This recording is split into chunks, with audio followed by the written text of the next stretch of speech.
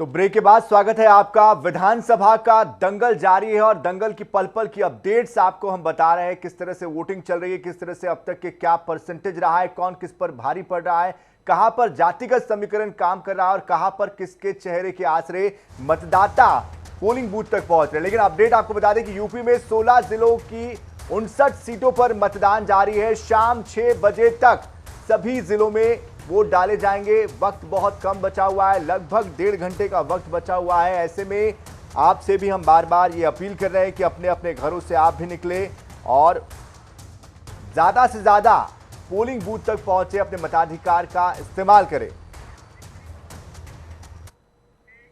इस बीच बड़ी खबर आ रही है झांसी से, जहां पर मतदान को लेकर मारपीट हुई है। दो पक्षों में जमकर लाठी डंडे चले हैं। चिरगांव का ये पूरा मामला है।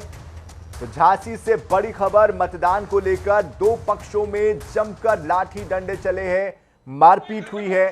चिरगांव का ये मामला है। तो जो मारपीट है ये तस्वीरों में भी कैद हुई है। तो किस तरह से सियासी पारा चढ़ा हुआ है पोलिंग बूथ के बाहर। ये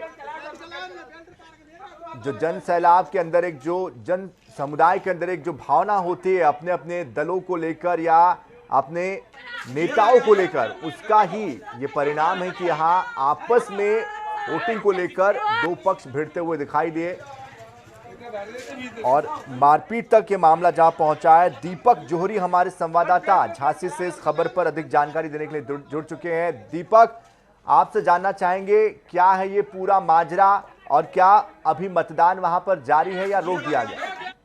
जी, मैं आपको बताना चाहूंगा, ये चिरगांव का मामला है, झांसी के चिरगांव का मामला है, जहां पर ये पोलिंग बूथ के बाहर ये पर्ची बनाने के लिए, जो मतदाताओं की पर्ची बनाने के लिए लोग बैठते हैं, तो एक तरफ सपा के लोग बैठे हुए थे, भाजपा के और पार्टी के लोग भी बैठे हुए थे। लेकिन सपा वाले कुछ लोगों को समझा रहे थे कि इस तरह से जाना, उसको उसी बात को लेकर भाजपा और समाजवादी के लोगों में, आपसी गुटों में इनका झगड़ा शुरू हो गया और वो झगड़ा इतना बढ़ गया कि वो एक दूसरे को मारने पर उतारू होगा, जिसमें कम से कम 7 से 8 लोगों के सर फूटे हैं, तो कई लोगों को गंभीर चोटें आई हैं। जी, वहां पर पुलिस प्रशासन अभी हाल फिलहाल उसको स्थिति को काबू में करके मतदान शुरू करवा रहा है। जी बिल्कुल, लेकिन अब तक का क्या मतदान प्रतिशत रहा है? फिलहाल क्या सुरक्षा व्यवस्था बढ़ा दी गई है? जी, तुरंत वहां पर सुरक्षा व्यवस्था बढ़ा दी गई है और मतदान प्रतिशत तो झांसी में वैसे भी अच्छा जा रहा है इस समय, और लोग सुबह से ही जागरूक हैं। देहात क्षेत्रों में भी काफी उत्साह के संग मतदान हो रहा है। लेकिन ये इस तरह 2 दिन पहले भी यहाँ पर मारपीट की घटनाएं गरोठा विधानसभा क्षेत्र में हुई थी, जिसपे एक दूसरे पे आरोप प्रत्यारोप का मामला चल रहा है। वो भी संवेदनशील एरिया है, वहां पर ही पुलिस लगातार गश्त कर रही है कि कहीं कोई अनहोनी ना हो जाए। चलिए दीपक, आप नजर बनाए रखिए। बहुत बहुत शुक्रिया इस पूरी जानकारी के लिए। और इस बीच बड़ी खबर आ रही, बता दें आपको कि मतदान अधिकारी की बूथ में नोकझोंक हुई है। ललितपुर की यह खबर है। सदर मतदान अधिकारी की बूथ में नोकझोंक हुई है। बिना पर्ची के वोट डालने को लेकर बहस हुई है। एसडीएम के आदेश पर मतदान अधिकारी हिरासत में लिए गए हैं। पोलिंग बूथ 392 रामनगर खिरकापुरा का यह पूरा मामला बताया जा रहा है। बिना पर्ची के वोट डालने को लेकर ये खबर सामने आई है और हमारे साथ हमारे संवाददाता ललितपुर से विजय जैन जुड़ चुके हैं। विजय, क्या आप तक मेरी आवाज पहुंच पा रही है? चलिए दोबारा से हम संपर्क साधने की कोशिश करेंगे हमारे संवाददाता से, लेकिन आपको फिर से एक बार इस खबर के बारे में बता देते हैं कि यहां मतदान को लेकर ये खबर आई है, जहां पर खिरकापुर के पोलिंग बूथ 392 में सदर मतदान में यहां पर दिक्कतें आई है।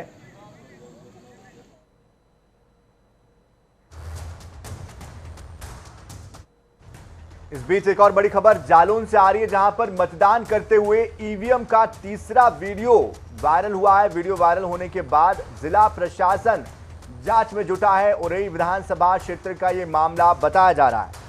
तो जालौन से यह बड़ी खबर, मतदान करते हुए वीडियो वायरल हुआ है।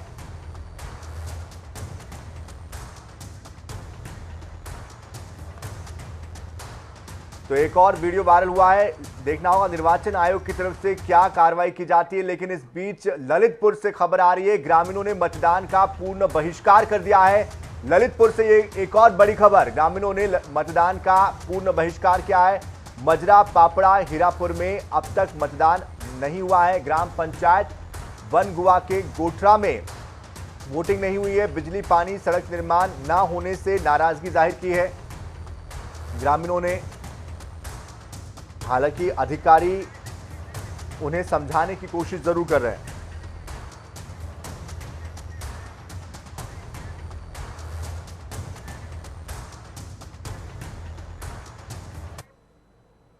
तो हमारे साथ हमारे संवाददाता गौरव भी इस वक्त जुड़ चुके हैं। गौरव, आपसे जानना चाहेंगे यहां जातिगत समीकरणों का किस तरह का असर पड़ता हुआ आप देख पा रहे हैं, और चूंकि अब समय धीरे धीरे अब कम होता जा रहा है, महज सवा से 1.5 घंटे का वक्त बचा हुआ है, किस तरह का रुझान देख पा रहे हैं?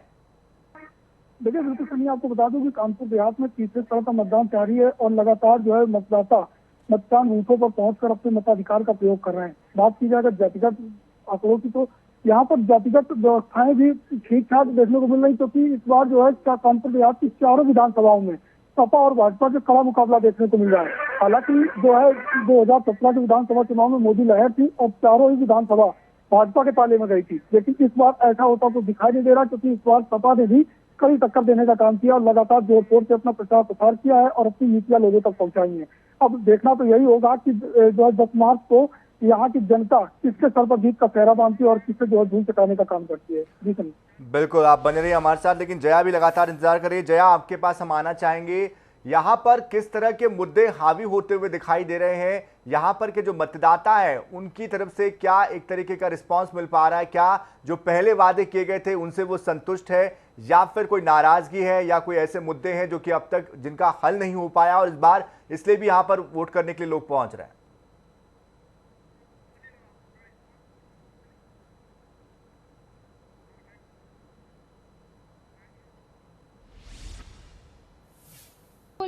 कल्याणपुर विधानसभा सीट पे जो सबसे मुद्दे जो हावी हैं वो यही है, सड़क की समस्या है, रोजगार की समस्या है और व्यवसाय की समस्या है। और यहाँ पे मूल रूप से जो समस्या है वो है सड़क की समस्या, क्योंकि लगातार जो यहाँ के जनता है, यहाँ पे जो निवासी हैं, उनका यही कहना है, क्योंकि मैंने बात किया था तो उन्होंने साफ तौर पर कहा था कि यहाँ पे जो सबसे बड़ी समस्या वो है सड़क है, क्योंकि लगातार जो संगरी गलियां हैं, हालांकि जो मौजूदा विधायक है वो नीलम कटियार, उनके तरफ से उनके विरुद्ध भी यहाँ पे आक्रोश साफ तौर पर देखना है। हालांकि इस विधानसभा क्षेत्र पे खड़ी हूं, यहाँ पे तमाम मतदाता हैं जो कि मतदान किए हैं, उनसे ही हम जान लेते हैं कि यहाँ पे किस मुद्दे पे यहाँ पे वोटिंग की जा रही है।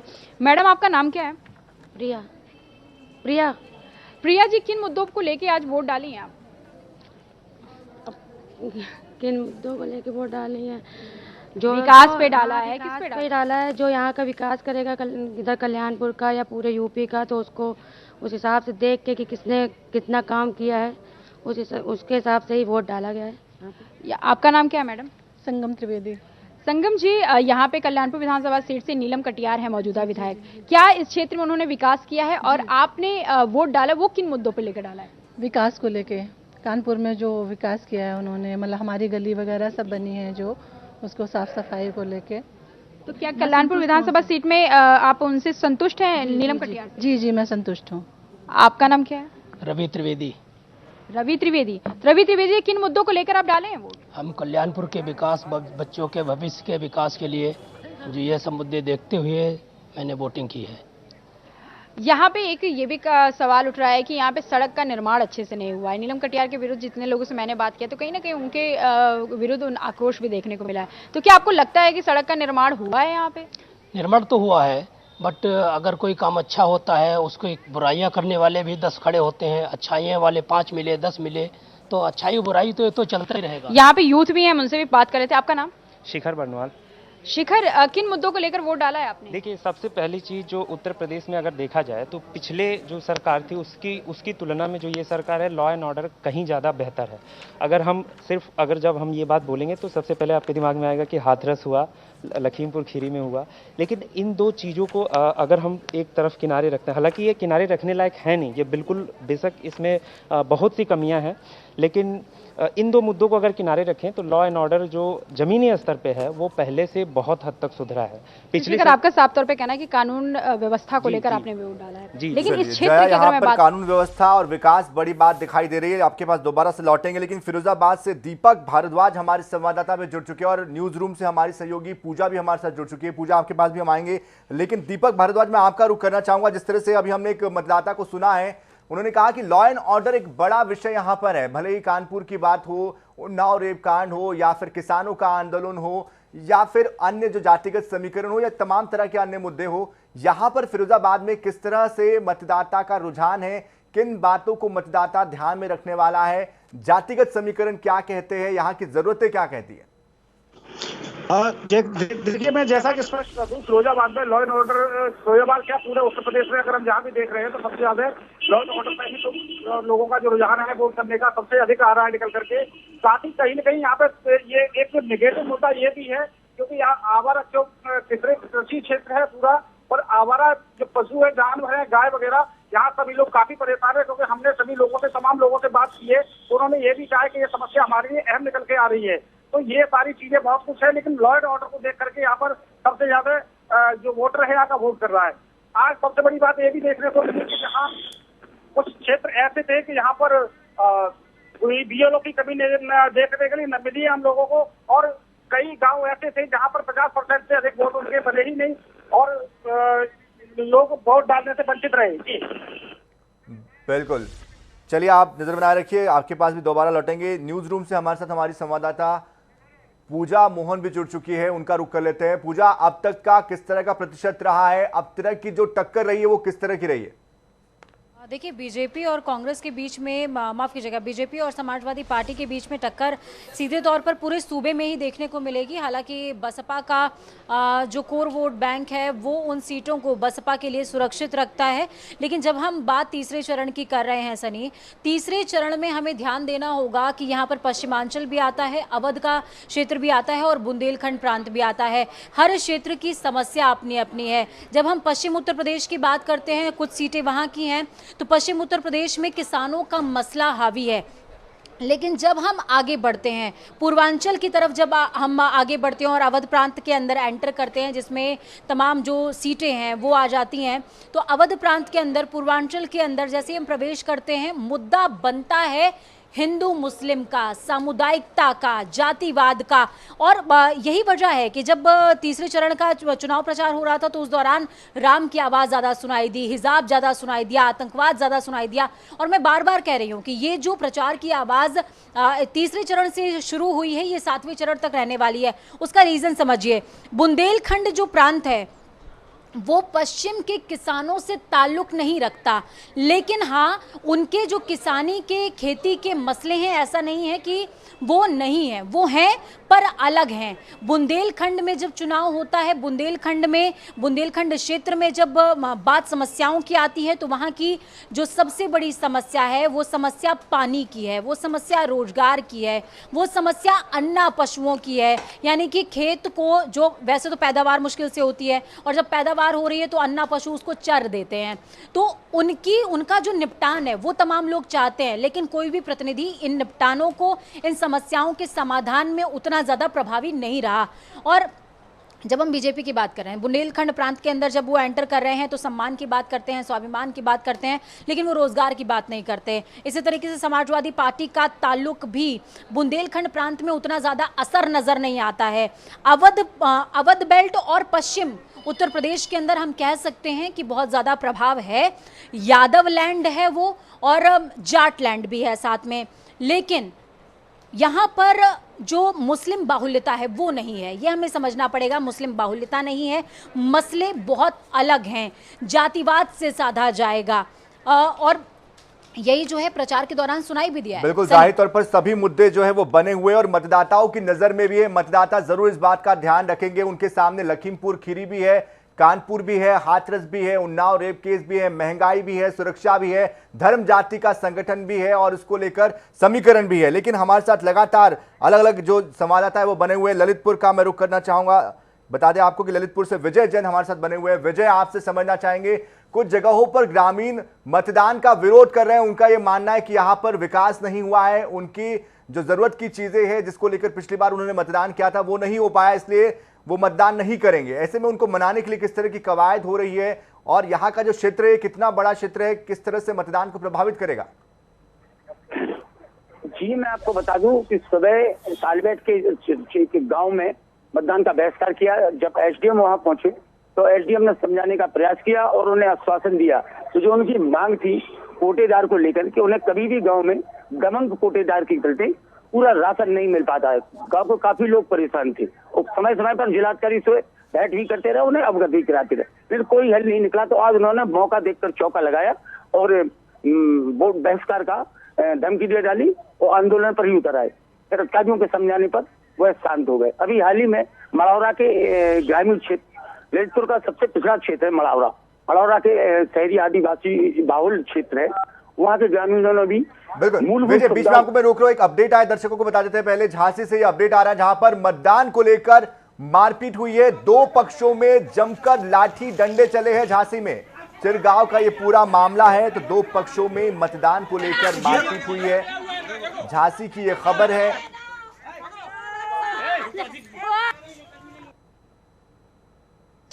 चिरगांव के समथरी गांव में परिवार के कुछ लोगों के बीच में आपस में वाद विवाद हुआ। इस वाद विवाद के दौरान हल्की मारपीट की घटना हुई। पुलिस को तत्काल सूचना मिली तो पुलिस मौके पर पहुंची। दोनों पक्षों के दो लोगों को पुलिस थाने ले आई है और शेष विधिक कार्रवाई कर रही है। ये परिवार के आपस में लड़ाई झगड़े का मामला है। ये एक तथ्य है कि दोनों ही परिवार के सदस्य एक दूसरी पार्टियों को समर्थन कर रहे हैं, लेकिन मौके पे शांति है और बूथ सेंटर में किस तरह का कोई झगड़ा नहीं हुआ है। जो झगड़ा हुआ है गांव में घर पे हुआ है।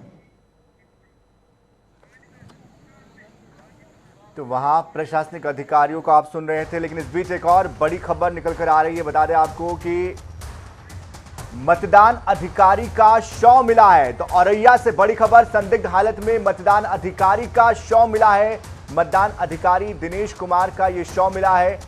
माइनर के किनारे ये शव मिलने की वजह से अब हड़कंप मचा हुआ है। तस्वीरें आप देख सकते हैं। सूचना के बाद अधिकारी भी घटनास्थल पर पहुंचे हैं। औरैया के अजीतमल कोतवाली क्षेत्र की ये घटना बताई जा रही है। तो एक तरफ मारपीट की खबर थोड़ी देर पहले हमने आपको बताई और अब ये खबर आई है कि यहाँ पर जो अधिकारी पहुंचे थे उनका शव मिला हुआ है औरैया में। तो ये कहीं ना कहीं चुनाव जिस स्तर पर पहुंच गया है, ये अपने आप में बेहद गंभीर। सुरक्षा को लेकर भी सवाल, व्यवस्थाओं को लेकर भी कहीं ना कहीं बड़े सवाल उठ रहे हैं। निर्वाचन आयोग को लेकर भी सवाल खड़े हो रहे हैं। तो औरैया का ये मामला है। बता दें जिस तरह की ये खबर सामने आई है, इलाके में हड़कंप मचा हुआ है। यहाँ पर गुड़िया कठेरिया, जितेंद्र दोहरे, रवि शास्त्री दोहरे, सरिता दोहरे, इनके बीच में मुकाबला है।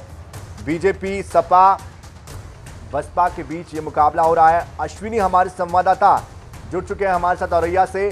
अश्विनी, आपसे जानना चाहेंगे इन अधिकारी के बारे में क्या जानकारी आ रही है और इनका शव मिला है, ये अपने आप में चौंकाने वाली खबर है। जहां निर्वाचन हो रहा है, मतदान हो रहा है, ऐसे में क्या सुरक्षा के बंदोबस्त नहीं किए गए थे, क्या जानकारी आ रही है, तफसील से बताएं।